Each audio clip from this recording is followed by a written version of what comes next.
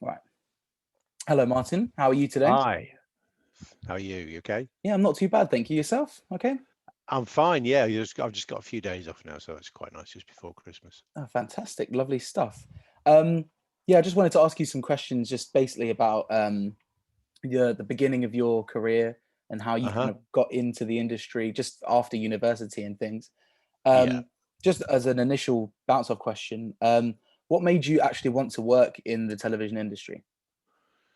I was always interested from a young age in the visual arts and photography. Mm, When I was a child, Mum and Dad used to get the Sunday Times magazine, mm, and it was just an incredible visual magazine to look at. So I'd always been kind of fascinated with photography and the way you could juxtapose images one and the other on different pages and things, and also the kind of non-verbal power of the image.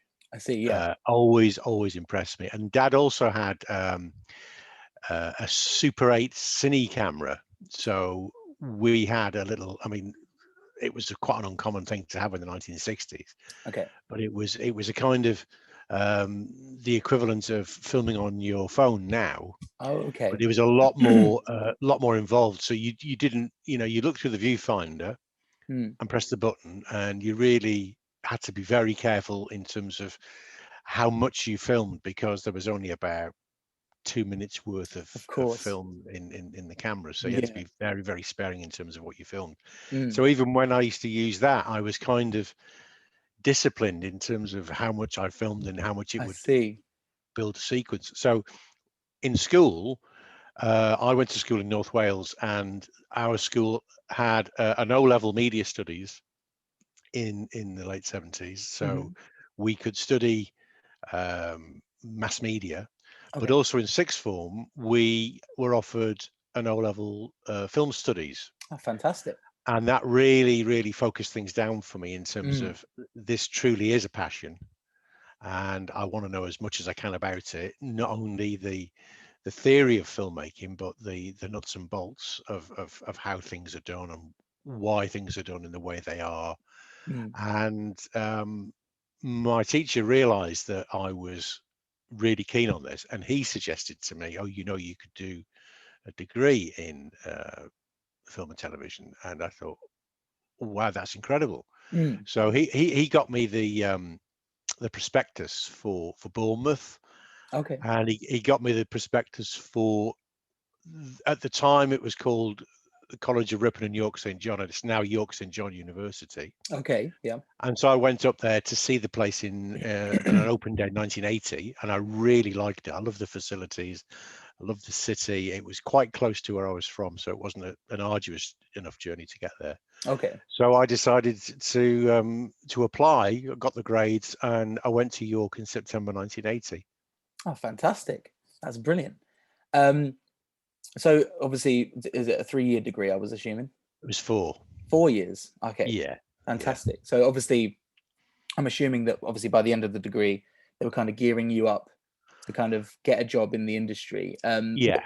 When you were nearer the end of the course, what were your kind of initial feelings about getting a job in the creative industry or the visual creative industry? How did you feel about that jump? It it was the interesting thing was I'd been given with the degree course the whole range of skills, Okay, yeah. and it was a choice of really where to specialize, Okay. because I loved editing. I loved the whole process of creating Mm. the world in the frame. Yeah. I got an absolute kick out of creating these worlds. You look through the viewfinder, and it's a world you've created, which just it's still Mm. gives me an immense kick. Yeah, it's so powerful, But isn't it? absolutely, yeah, and being able to harness that power and knowing as a visual storyteller, this is the page that you're going to write your story, or offer your story. So it was Mm. it was a case of trying to find an area that really, really suited me. And it was really, really a sort of balance, a very, very fine balance between editing and camera work, Okay. because obviously they complement each other Of course. incredibly, in terms Mm. of creation of sequences and uh, all the rest of it. So I've ultimately opted for camera work Okay. Yeah. and yeah, but also editing as well, Yeah. No, but fair in a enough. small sense, because obviously I think but being a not being an excellent editor, but at least having an awareness of the editing process Mm. makes you a better camera operator. Definitely, considering it kind of every stage of the production Yeah, allows you to kind of yeah, prepare for that and give yeah. people the stuff that they need. But But it's also not just visually; it's also the sound stuff, because as you appreciate you're shooting for sound of as well as for course, pictures. no, of course, So it's all kinds of things that they all kind of rely on each other, which is definitely. amazing. Yeah. Um, So while you're at university, did you get Yeah. any form of work experience or like a work placement at all? Or I did, yeah, yeah. I when I went home for holidays, I got a placement at HTV at their local studios in Mold in North Wales, and oh, I helped out fantastic! with the outside broadcast at the International Eisteddfod Oh, in that's amazing. 82, 82 or 83, one of the Mm, two, and that gave me a real insight into the planning, the placement. Of microphones, cameras, mm, lights, operating safely, mm, operating as part of a team, the whole sort of work ethos with outside broadcasts. exactly.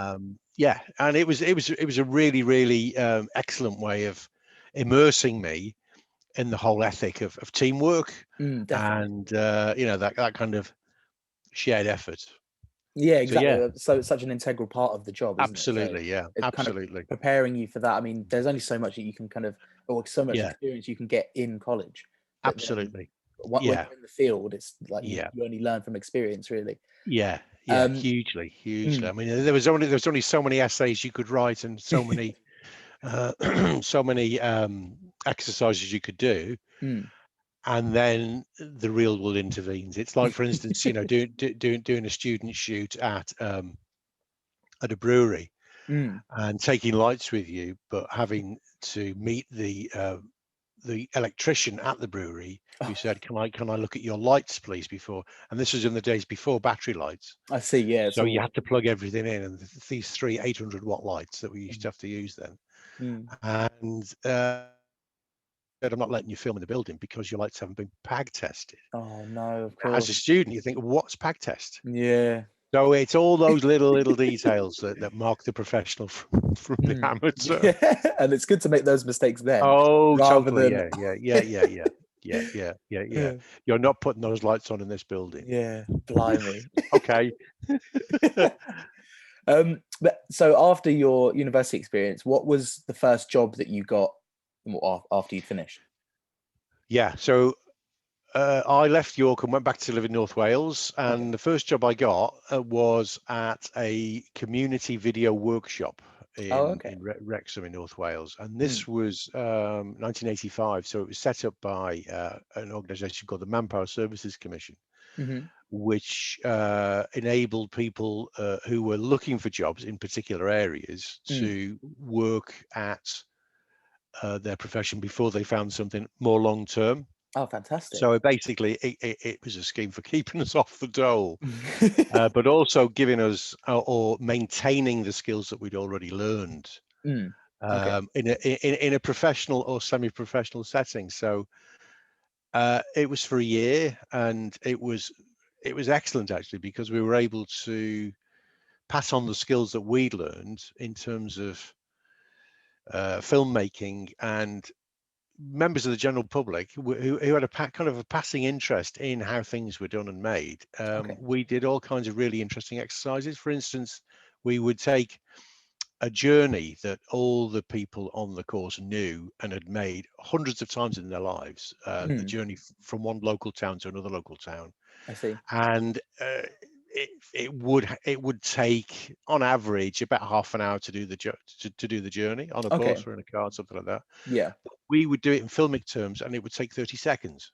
I see. but Yeah. it would still make sense. Yeah. Okay. So it was that kind of thing, making Yeah. them aware of the possibilities, Mm. and the visual language, use of cutaway, use of long shot, all that kind of all the kind of devices that we were used to using, Yeah.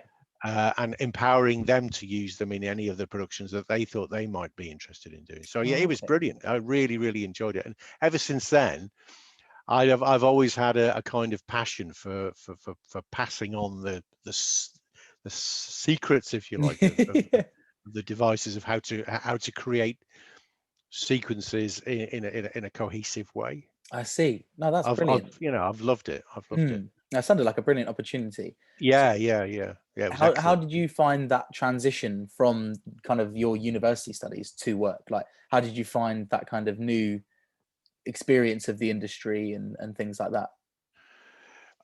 It was. It wasn't really.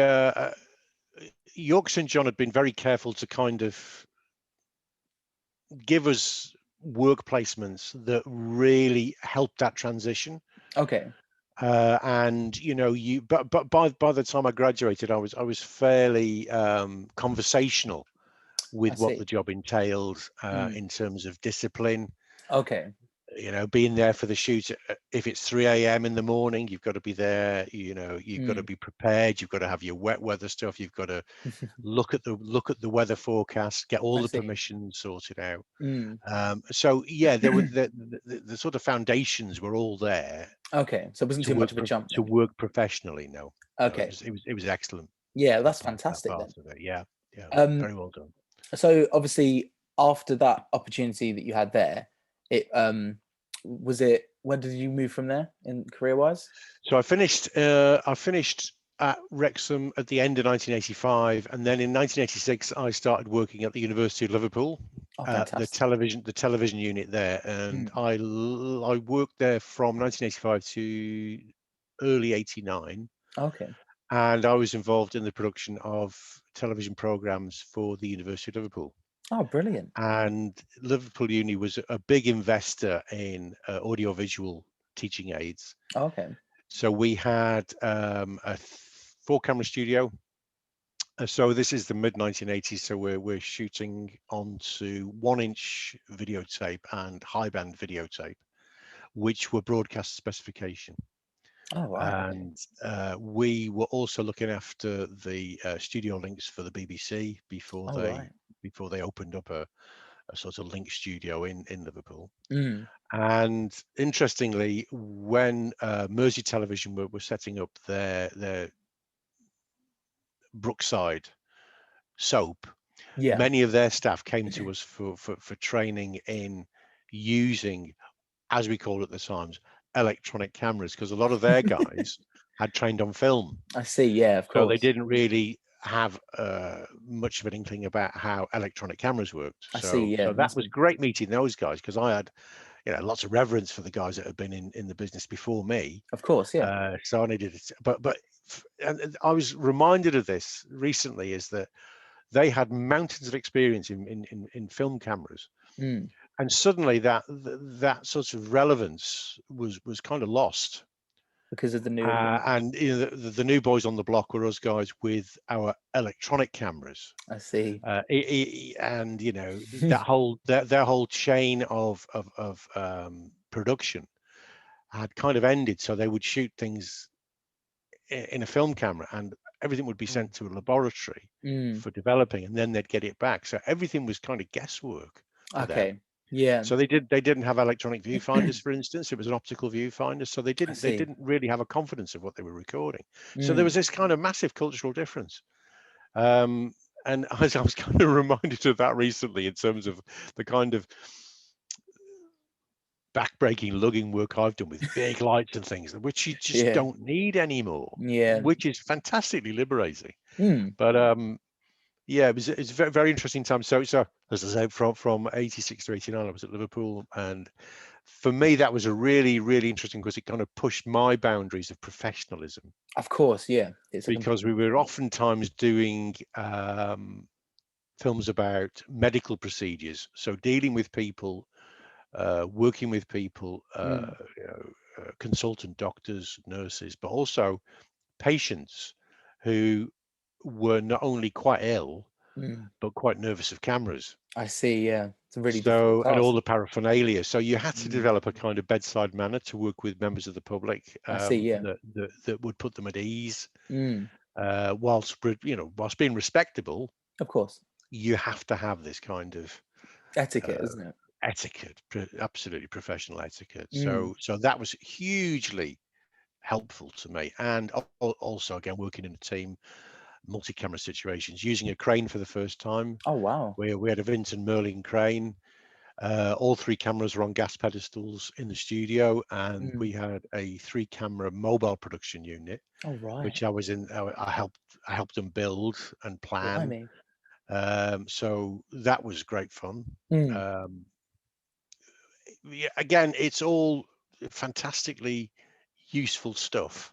Definitely. Yeah. It sounds like. And by this time I'm completely immersed in the production process. So, Of you, course. for instance, you kind of go into any room and you immediately assess the color balance, and you're kind of thinking of sequences everywhere. Oh, that'd make a Exactly. nice cutaway. That'd make a nice Mm. full focus. This will do that. And it's kind of imprinted now by this time. Yeah.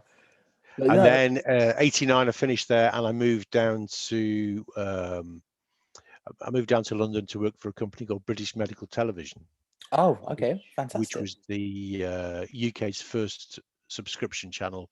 Oh. But it was what we called narrowcasting. So in order to see the programs which were Mm. broadcast, uh, and we had an hour window to broadcast stuff after it closed down. BBC closed down. I see. We could use the transmitters Oh, okay. and broadcast this program to subscribers who could see it through a scrambled box. So we could Oh. show sensitive material Mm. that couldn't be seen by the rest of Oh, the okay. viewers, type of Yeah. thing. So Okay. No, that sounds brilliant. yeah, So, it was great. so what sort of so in between kind of each of your jobs, what sort of opportunities would you say arose that managed to get you to that next step? If do you get what I mean? Word of mouth, Okay. adverts, the desire to work with better care. I mean, my ambition was, from a young age, to work for the BBC, Okay. Yeah. because you could see they were kind of market leaders in Mm. stuff that they did. It's such an established name, Uh, isn't it? So. yeah, massively. So Mm. that was always the aim, was to do that. But when I first applied in 1984, the job I wanted to do, Mm. they were only recruiting engineering graduates. I see. So my predecessors were electrical engineers, they were physicists, I mean, chemists. wow. They were just engineers Yeah. to operate a camera, Yeah. because I guess That's in those days you were seen as not so much an operator as an engineer. okay. And Yeah. so by the time I reapplied in '91, they'd moved the goalposts, and All right. Okay. they were taking arts graduates, Mm. which was wonderful.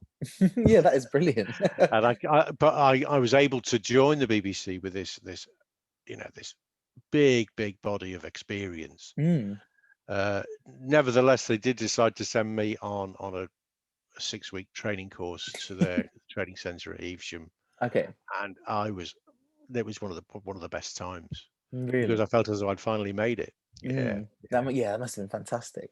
That yeah, kind of yeah, like it that was. whole training period, just it's almost Y- refreshing the skills that you Yeah, know, absolutely, but and also not wanting to be flash, no, of course not. but a polite reminder to the lecturer to say, yeah, 3-point lighting, yeah, no problem. Yeah. 3, 2, or Yeah. 5, 6, no problem. Yeah, Mm. okay. Oh, okay, Martin. Yeah, okay, yeah. That's fine. That's fine. But it's good though, it's obviously to Oh, establish yeah, yeah, the yeah, level that yeah, you were at. yeah. 'Cause I Well, suppose I was still in absolute heaven, because mm, I'd got my staff number, I see. and I was in the organisation I always wanted to work for. Mm. It That was must have been just so amazing. empowering or Yeah, so yeah, yeah, kind of yeah. surreal almost in a way. Absolutely, Mm. absolutely, yeah, So obviously moving forward with the obviously as we know the industry changes every day almost. There's always things changing, new yeah, technologies, new yeah, jobs yeah. that are created.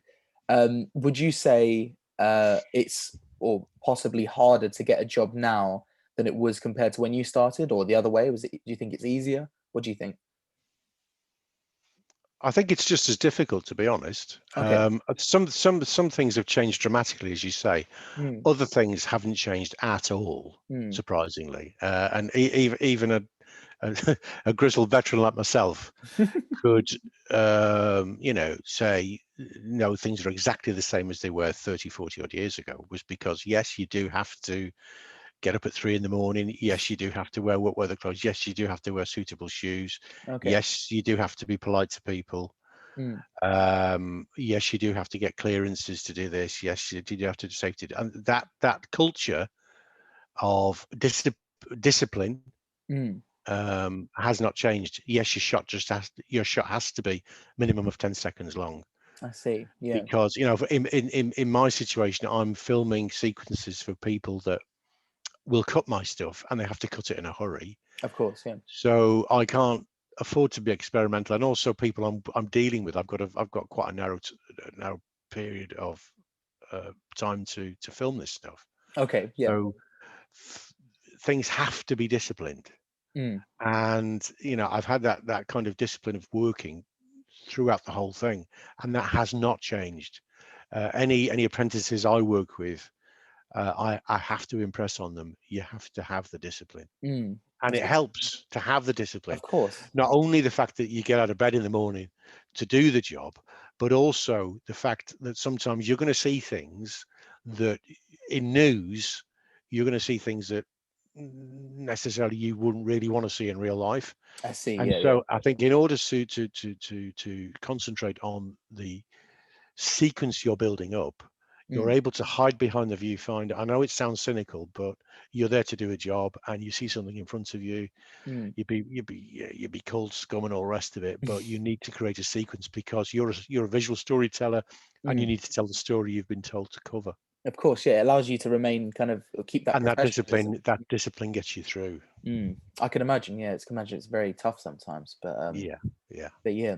it can So be. yeah, you'd say that so the processes have kind of kept the same, but it's Yes. more the technologies and maybe The certain. technology has changed immeasurably. I mean, Mm, I get a real kick out of using my phone to film. I think mm. that's just so 21st century. It's so crazy, isn't it? Yeah, yeah, and also the ability to feed live pictures from it. Mm, of course, It's yeah. quite extraordinary. It's just crazy to think. I mean, if Yeah, you would have gone back, I mean, yeah, 30 years and said yeah, that that's possible, people would have yeah, laughed at you. yeah. I think the tools have changed, but the ethos stays the same. Okay, but yeah, that makes sense. Yeah.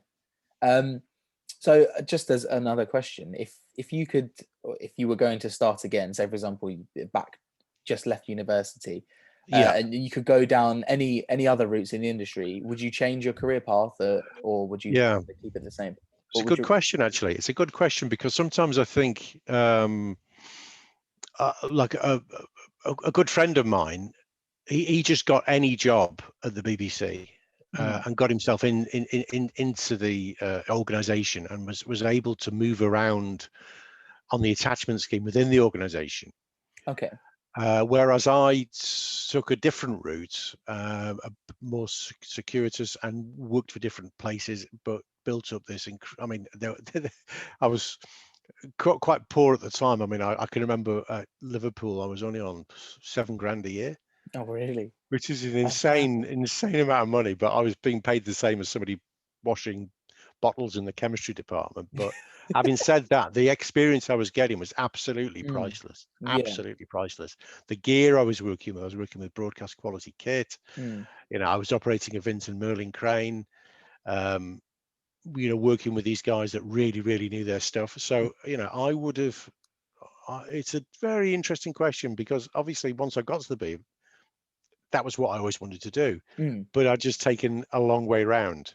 I see. Yeah, I suppose. And despite the fact that it was there were quite poor times, Mm, I got a great deal of satisfaction, and working with the gear and meeting the people. And again, mm, gear is gear. It'll do a job for you, but also meeting members of the team and getting to know members of the team and having that shared experience mm. and the teamwork is another amazing part of the job. Mm. I It think really is an extraordinary part of the job. It's brilliant. that's one thing that I feel like people don't really consider about Yeah, working life is that yeah, they kind of leave university because they've got this degree. They kind of expect to end up in their dream role straight off the bat. And I mean, for a very small percentage of people, I feel like that can be a reality. But a lot yeah, of the yeah, time, you have to go through that kind of experience of other jobs to kind of build, as you said, build up your portfolio, your yeah, experience. And sometimes it's almost better that you don't go into your dream job straight away because you might not be yeah. fully prepared for it. So Yes, yes, it's almost exactly. kind of getting those well, I say lower brow jobs. It's kind of those different jobs, really kind of broadening your experience of the working kind of environment to Yeah, then take that onto possibly your dream job as you've done in your career. So yeah. it's I think that's a big message to take away. Massively. And it also, I mean, sometimes be careful what you wish for, Okay. because you will sort of find yourself in certain situations when you think, what the hell am I doing here? It's like, I mean, you think about the worst thing I've ever shot, is being on a whaling expedition for 3 days, Right. north of the Arctic Circle, having to filming, but also being violently seasick at the same time. Oh God. Okay. So you just think, is this my dream job? Is this my Yeah. dream job? Mm. You know, you got to think about it sometimes. That's so But funny. we came back, the pictures were extraordinary. So, Mm. and again, it tells a story. So, yeah. Exactly, and that's the thing is that even with your dream job, you've got to take the rough with the smooth. It's Yes. not Oh, yeah, always, yeah, yeah, yeah, yeah, yeah, yeah, it's yeah. not always a bed of roses. Absolutely. Absolutely. But Yeah. no, fantastic. But just as a last question, just Yeah. just generally, is there any kind of advice that you'd give? I mean, give me as I kind of as I'm obviously finishing my final year. Yeah. Just any advice, just going into the industry or how to get in, or just Get contact. from Yeah, yeah, yeah. Get yourself some contacts, obviously. mm, Immerse yourself in the whole production thing. okay, Um, don't watch, look, okay, look at yeah, something thinking, where's the camera when they did that? Where are the lights? Hold on, he just crossed the line, but it mm, worked. There's a shoot, there's two people they're talking. mm, And there's obviously the line, there's left to right, there's right to left, but suddenly we're behind them, but it makes sense. How mm, did that work? So the mechanisms of sequences, um, the discipline, and talk to as many people as you can, okay. To just kind and of see where that sort of ethos bases itself throughout the thing. There's discipline, there's creativity, there's teamwork, um, there's ambition, mm. and always be nice to people, because you might meet them on the way down when you're on the way down. Well, that's You very, know, very helpful advice. Yeah, thank you you very know much. what? Yeah, no, it's Yeah, an absolute pleasure, mate. And I wish you yeah. every success. No, You thank and you your very you and much. your colleagues, Mm. because sometimes, at some time in the future, I'm going to need to pass on the torch. No, thank you very much. I really, really appreciate it. Thank you very much for your time. No problem, mate. Cheers. Thank you. Cheers.